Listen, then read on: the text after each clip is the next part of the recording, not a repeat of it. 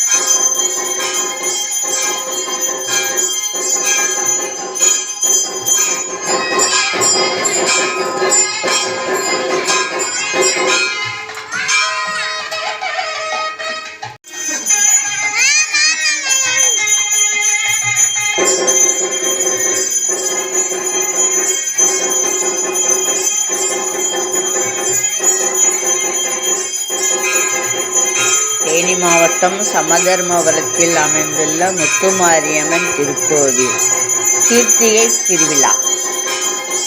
முருகப்பெருமான் அலங்காரம் அபிஷேகம், முத்துமாரியம்மன் அலங்காரம் அபிஷேகம் நடைபெற்றது.